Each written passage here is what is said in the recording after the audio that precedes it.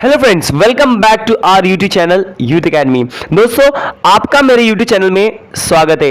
दोस्तों, आज हम स्टडी करेंगे standard 8 chapter number 4 the freedom struggle of 1857। दोस्तों, आपसे रिक्वेस्ट है कि आप मेरे चैनल पर नए हैं तो प्लीज चैनल को सब्सक्राइब जरूर कर लें, क्योंकि मैं इसी तरह की एजुकेशनल और इंफॉर्मेटिव वीडियो अपलोड करते रहता हूं। तो दोस्तों, इस चैप्टर का यह पार्ट नंबर 2 है, और आप दोस्तों अगर पार्ट नंबर 1 नहीं देखे तो प्लीज चैनल के प्लेलिस्ट में जाकर के वीडियो को देख सकते हैं। ठीक है, फिर हम आगे इसकी स्टोरी जो है कंटिन्यू करते हैं। तो दोस्तों, इस वीडियो में हम देखने वाले causes for the struggle of 1857। क्या कारण था दोस्तों कि जो स्ट्रगल हुआ 1857 का, जो युद्ध हुआ, और क्यों इतना आगे बढ़ चढ़ के लोगों ने पार्टिसिपेट किया। ठीक है, देखते स्टार्ट करते हैं। During pre British period there were many kingdoms in India. जब भारत आजाद होने से पहले जब ब्रिटिश रहती थी, है ना, जब ब्रिटिश थे उस समय भी भारत में कई राजाओं का राज था। ठीक है, कई राजा राज करते थे वहां पे। Whatever changes to place at the centre never affect the village system. कोई भी बदलाव आता था राज्य में, सेंटर में, लेकिन गांव के सिस्टम में कोई बदलाव आता नहीं था। ठीक है, the village system continue as it is. और जो गांव का सिस्टम था वो तो वैसे ही था, कुछ उसमें बदलाव आता नहीं था। The village system continue as it is but the British change the prevalent system and try to set up the new system.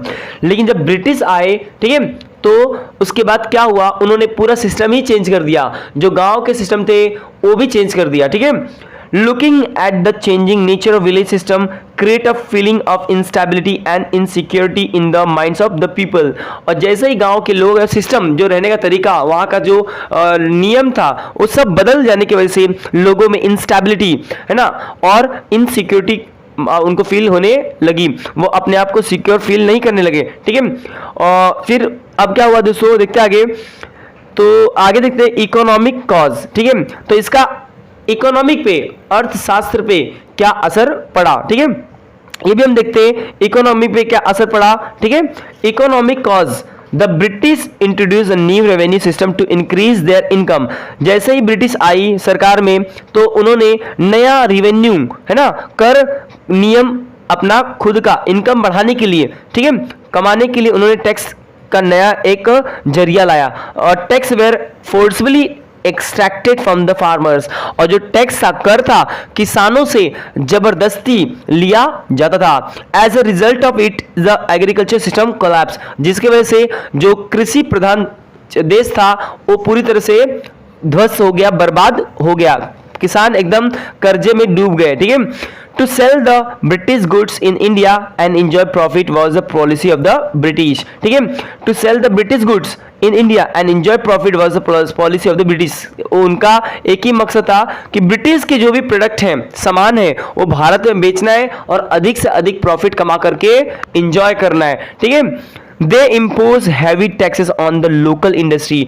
इसीलिए उन्होंने क्या किया, ब्रिटिश ने क्या किया, जो लोकल इंडस्ट्री के बिजनेसमैन थे उनके सामानों पर अधिक से अधिक कर टैक्स लगाते थे, जिसकी वजह से उनको प्रोडक्ट बेचने में आसानी, बहुत मुसीबत का सामना करना पड़ता था। ठीक है, the handicraft and the textile industry of the India were ruined.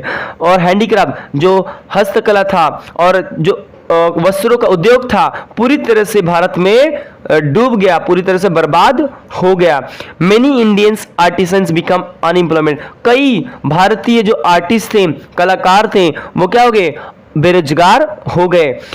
They had growing discontent in their minds against the British. और उनके मन में इनके ब्रिटिश के खिलाफ कई सारे क्या थे, गुस्सा था उनके लोगों के मन में, कि जिसकी वजह से उनका पूरा जॉब चला गया, सब कुछ बर्बाद हो रहा था, जिसके लिए लोगों के मन में बहुत गुस्सा था। ठीक है, सोशल कॉज देखते हैं अभी दोस्तों। ये तो आपने समझा अभी कि इकोनॉमिक, भारत उनके व्यवसाय पे क्या असर पड़ा। अब देखते हैं सोशली, ठीक है, क्या असर पड़ा।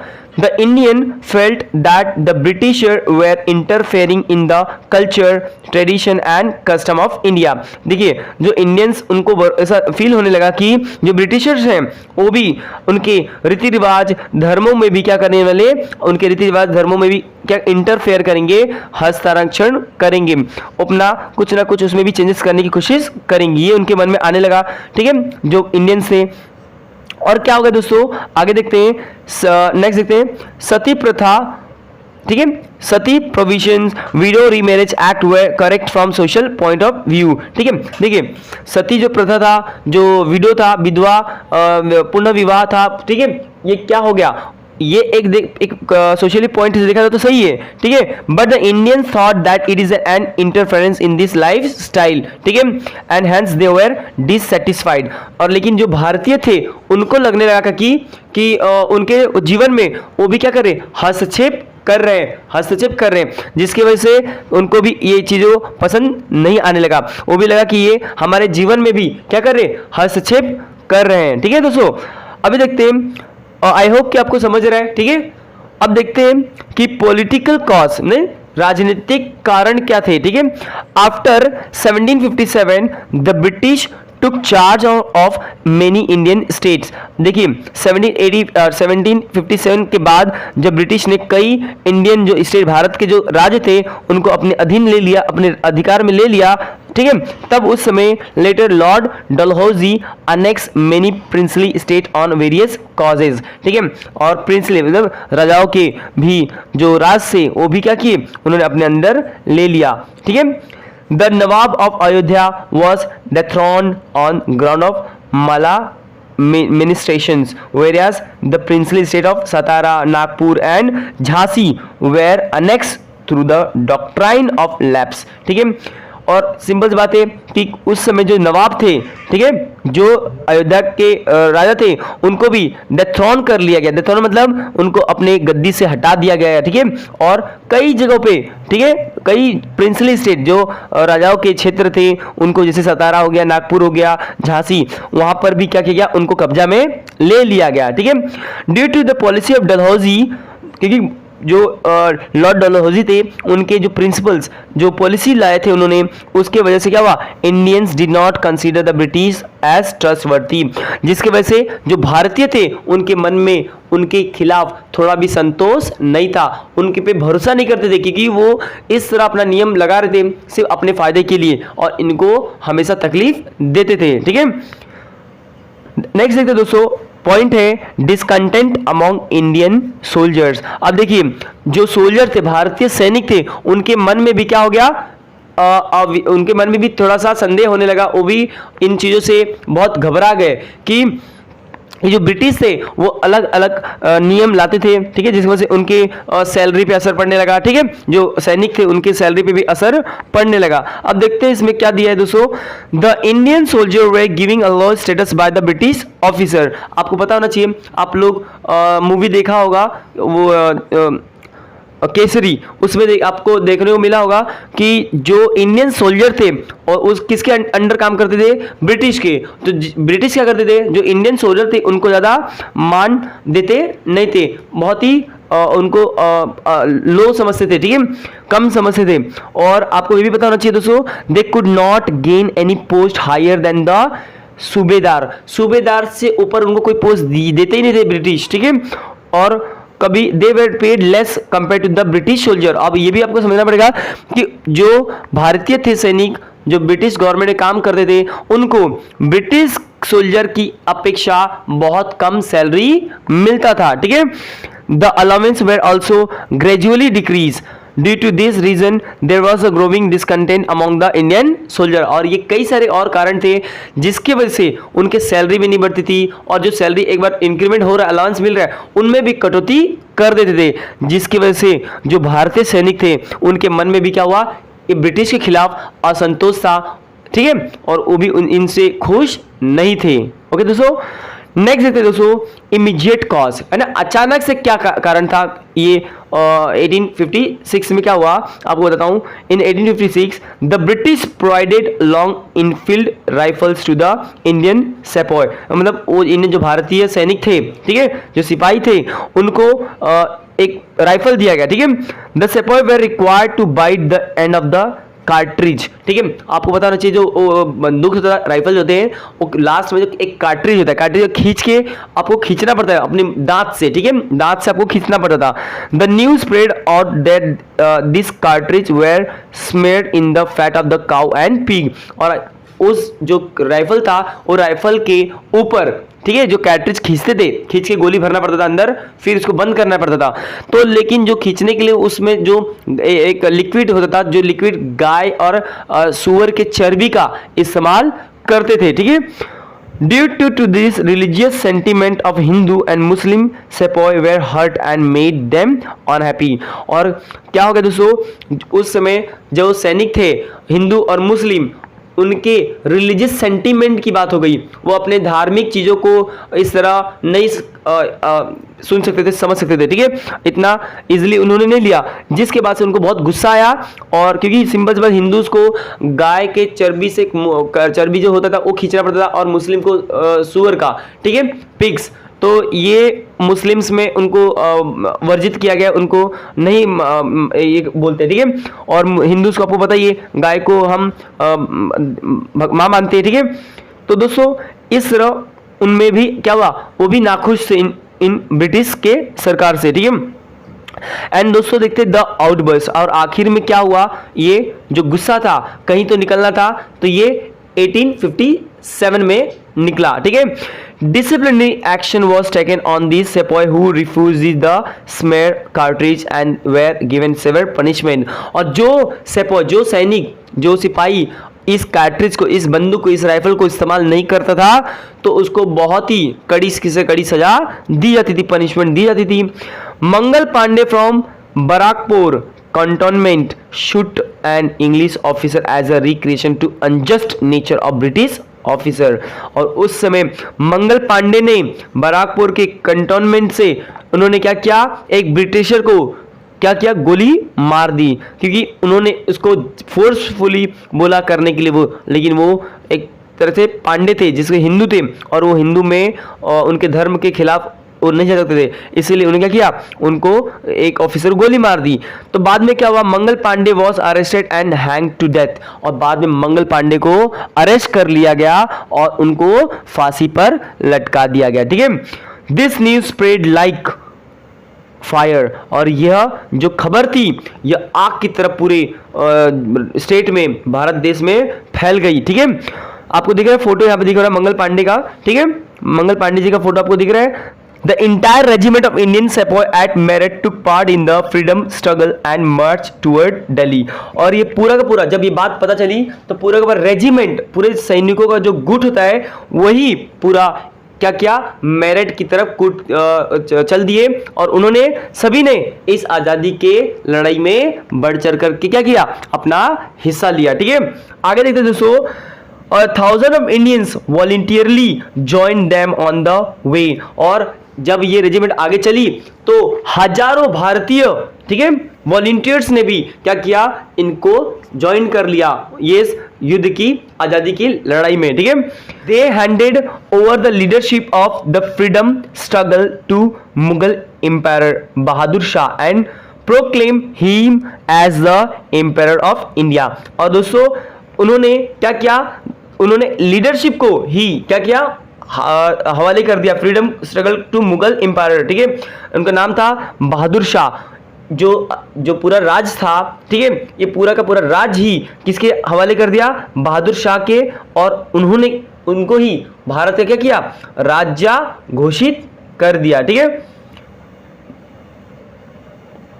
नेक्स्ट है दोस्तों स्कोप ऑफ द स्ट्रगल, ठीक है, कहां कहां इसका फैलाव हुआ, इस स्ट्रगल का फैलाव, स्कोप मतलब एरिया, कितना एरिया कवर किया इसने। The self confidence of the sepoy increase with the capture of Delhi. देखिए दोस्तों, जो भारतीय सैनिक थे, जो उनका सेल्फ कॉन्फिडेंस था, ठीक है, वो तो बढ़ गया जब इन्होंने क्या किया, एक अपना राज्य पूरा दिल्ली को कैप्चर किया, ठीक है। It also gave inspiration to other soldier, और जब इन्होंने सैनिकों ने जब दिल्ली को अपने अधिकार में ले लिया, जब इन्होंने रेजिमेंट जो थे दिल्ली पहुंचे और उन्होंने दिल्ली को कब्जा कर लिया, तब बाकी सैनिकों में भी, बाकी लोगों में भी क्या हुआ, एक जोश पैदा हो गया कि नहीं, हम अपने देश को आजाद करके ही छोड़ेंगे। The revolt soon spread in the north India, और एक रिवॉल्ट चालू हो गया, रिवॉल्ट मतलब जंग चालू हो गया, ठीक है, पूरा नॉर्थ इंडिया में। The Indian soldier revolted in cantonments from Bihar to Rajputana, और उस समय बिहार से लेकर के राजपूताना तक ले सभी ने अपने आप को, इस देश को आजाद करने के लिए क्या किया, आगे बढ़ चढ़ के हिस्सा लेने लगी। The revolt spread in Lucknow, Allahabad, Kanpur, Banaras, Bareilly and Jhansi, इतने बड़े क्षेत्र में इस जो ये अपना लोग बढ़ चढ़ के भाग ले रहे थे, ठीक है, बढ़ चढ़ के भाग ले रहे थे। Later it spread to south India, और ऐसे देखते देखते ये पूरा साउथ इंडिया में भी इनका क्या हुआ, ये जो लोग जुड़ते गए, साउथ इंडिया के भी लोग जुड़ते गए। In the revolt Chhatrapati Pratap Singh of Satara and his officer Rango Bapuji, Chima Saheb of Kolhapur, Bala Saheb Bhave of Nargund, Babuji Naik of Ahmednagar were in the forefront. ये जो लोग थे, इन्होंने बढ़ चढ़ के एकदम आगे आकर के देश को आजाद करने के लिए हिस्सा लेने लगे, ठीक है दोस्तों। रॉयल क्वीन ऑफ पेथ, है ना, जो महारानी थी वो भी हिस्सा लेने लगे, जैसे कि पेट के सरगना from the Nashik district also participated in the struggle, है ना। इस स्ट्रगल में कई राज्य के रानियां भी क्या करने लगे, हिस्सा लेने लगे। इन 1857 under the leadership of Kajar Singh, the Bhils revolted, whereas Shankar Shah led the revolt in Satpura region। दोस्तों, काजर सिंह ने भिल जो एरिया था वहां पे इन्होंने युद्ध छेड़ा, और सतपुरा रीजन में भी क्या किया, शंकर शाह ने युद्ध को छेड़ा। 400 females Bhils participated in the revolt of Khandesh, 400 महिलाओं ने भी क्या किया, इस जो जंग था, युद्ध आज़ादी की लड़ाई थी, उसमें हिस्सा लिया, ठीक है दोस्तों। यहाँ देखते हैं अगला कि लीडरशिप ऑफ द स्ट्रगल, ठीक है, जो लीडरशिप था उनमें भी बहुत सारे स्ट्रगल हुए, क्योंकि आपको सब पता होना चाहिए किसी भी झुंड को एक साथ लेके चलने के लिए उनमें एक लीडर का होना बहुत जरूरी है, और वही तो पूरे उस ग्रुप को क्या करेगा, हैंडल करता है और उसको संभाल करके आगे कैसे करना है बताता है, रास्ता बताने काम करता है, डायरेक्शन देने काम करता है। तो इसके बारे में समझते हैं दोस्तों। ड्यूरिंग द 18th सेंचुरी, 18वीं शताब्दी में, after the weakening of the Mughal empire, ठीक है, जैसे 18वीं शताब्दी का जो मुगल पावर था धीरे धीरे क्या हुआ, कम होने लगा था। जैसे ही इन्वेडर जो बाहर से भारत देश को लूटने जो आए थे, जैसे कि नादिर शाह, ठीक है, अब्दाली, अटैक इंडिया, इन्होंने क्या किया, भारत पे अटैक किया था। The Marathas understood that the Mughal empire can not react to this foreign invasion and took up the responsibility of the safeguarding Indians. आपको उनको मराठा को पता चल गया कि जो ये बाहर से मुगल आए वो तो भारत को नहीं बचाएंगे, इन अंग्रेजों से उन लोग को कुछ लेना देना नहीं, वो तो खुद लूटने आए थे। तो मराठा को पता चल गया कि उन लोग कभी तो इसमें पार्टिसिपेट करने वाले नहीं, इस देश को आज़ाद करने के लिए कभी बढ़ चढ़ के हिस्सा लेंगे नहीं। तो उन्होंने समझ गए कि बाबा ये लोग क्या करने वाले, इसमें से अपने देश को बचाने के लिए कुछ मदद करने वाले नहीं है। इसीलिए मराठास ने क्या किया, अब्दाली के खिलाफ ही सिंपल सी बात है लड़ाई लड़ी, पानीपत में लड़ाई हुई फॉर द सेम रीजन। यही कारण था कि मुस्लिमों के खिलाफ भी क्या किए, जो बाहर से आए थे राज करने के लिए इन्वेडर्स, उनके खिलाफ भी लड़ाई लड़ी।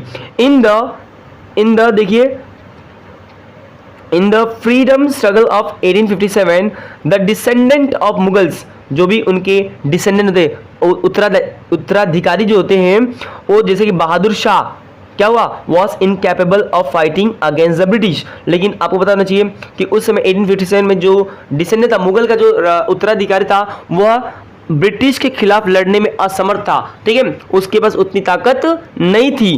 तो क्या हो गया, ये बात समझ गए कि the understanding the condition, Nana Saheb Peshwa, Rani Lakshmibai of Jhansi and Tatya Tope took up the charge of the freedom struggle of 1857। तब जाकर के इन्होंने, तात्या टोपे ने, रानी लक्ष्मीबाई और नाना साहेब पेशवा ने क्या किया, इस स्ट्रगल को अपने अधिकार अपने हाथ में लिया कि ये जो मुगल थे इनसे अब कुछ होने वाला नहीं है, ठीक है। It effects could be seen on the Hindu Muslim unity, और ये आपको पता होना चाहिए कि इसका असर तो पड़ने वाला था। सिंपल सी बात है, जो मुस्लिम थे वो साथ आ नहीं रहे थे, जो थे मुगल से आए थे वो आ नहीं रहे थे, इसका असर तो हिंदू मुस्लिम के ऊपर आना ही था, ठीक है, उनके एकता पे आना ही था, ठीक है। Maulvi Ahmad Allah, Kunwar Singh, Mughal commander Bakht Khan, Begum Hazrat Mahal led the revolt in various region, और ये जो मुस्लिम थे इन्होंने इस यूनिटी को बचाए रखने के लिए इन्होंने खुद से क्या किया, इन अंग्रेजों के खिलाफ लड़ाई लड़ने की ठानी, ठीक है।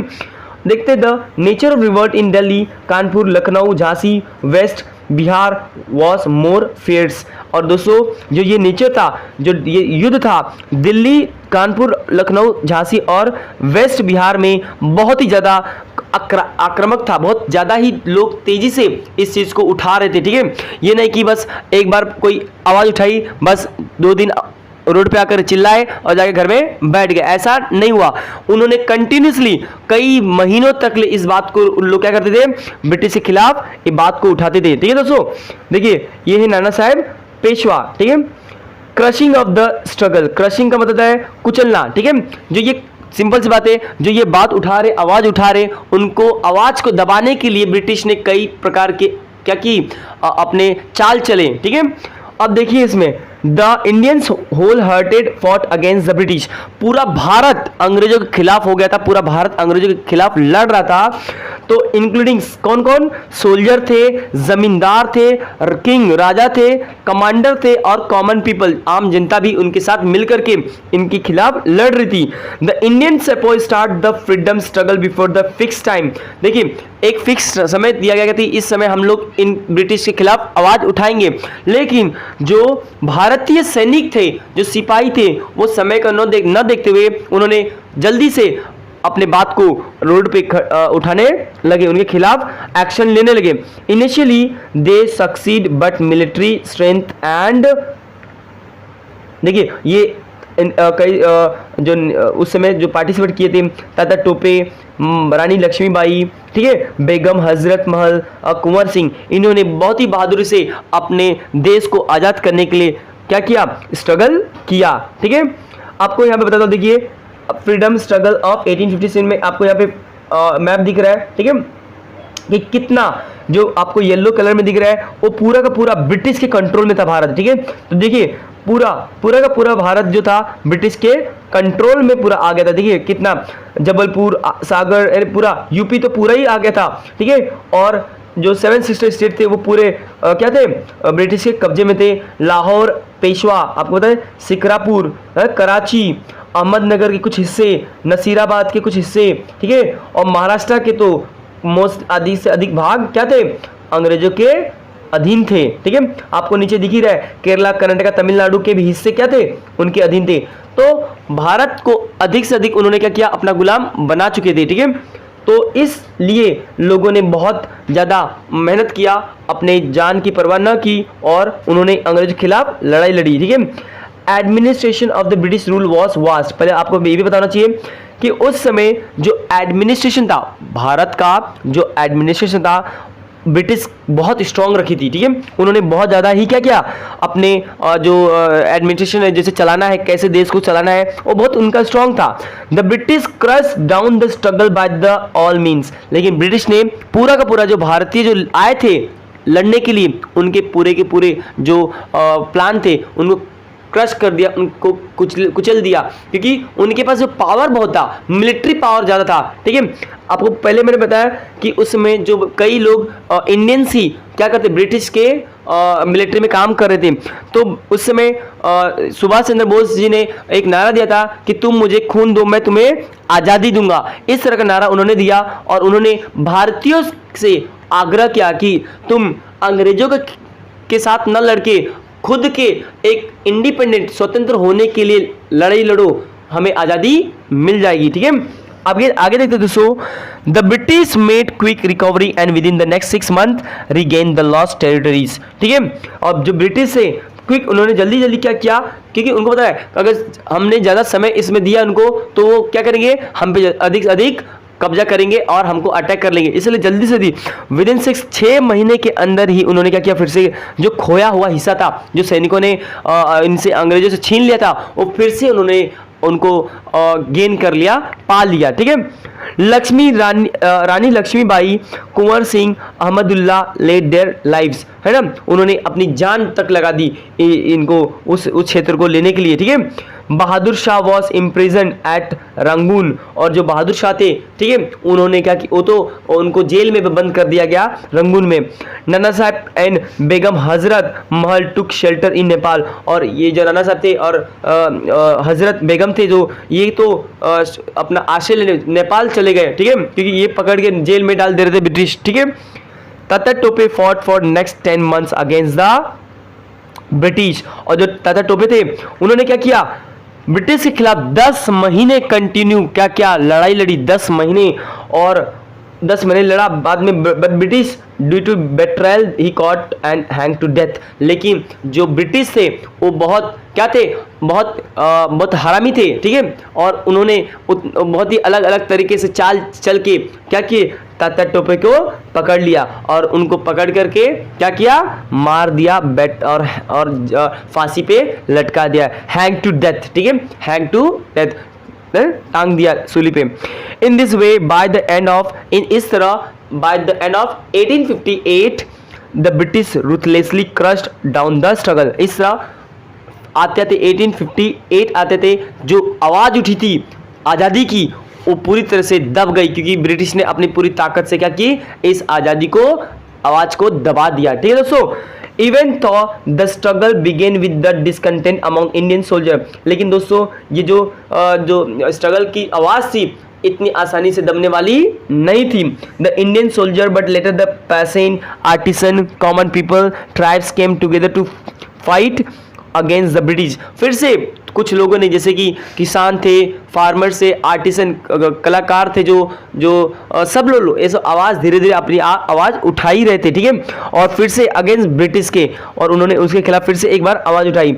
In this rebellion Hindu Muslim stood up with the great force, और इस लड़ाई में भारत के हिंदू मुस्लिम ने बहुत ही मिल करके, उस समय ये झगड़ा नहीं था हिंदू मुस्लिम का उतना, ठीक है, तो उस समय इन्होंने मिल करके भारत को आज़ाद करने की ठानी थी और एक साथ मिल करके बहुत ही ताकत से ब्रिटिश के खिलाफ आवाज़ उठाई। Their common aim was overthrowing the British from India, और सभी का, हिंदू और मुस्लिम का एक मेन गोल था कि किसी ना किसी तरह क्या करना है, ब्रिटिश को इस भारत देश से निकाल भगाना है। ठीक है, there was an inspiration of gaining independence behind the struggle and therefore this freedom struggle gain a national form, और इस तरह देखते देखते ये जो स्ट्रगल था, जो ये आज़ादी की आवाज़ थी, यह पूरा राष्ट्र का, पूरे देश का आवाज़ बन गया। ओके दोस्तों, आई होप कि दोस्तों ये वीडियो आपको पसंद आई होगी, और दोस्तों अगर ये वीडियो पसंद आई है तो आप मेरे चैनल को सब्सक्राइब जरूर कर लें, क्योंकि मैं इसी तरह की एजुकेशनल और इन्फॉर्मेटिव वीडियो अपलोड करते रहता हूँ। तो दोस्तों मिलते हैं नेक्स्ट वीडियो में, तब तक के लिए take care and good bye.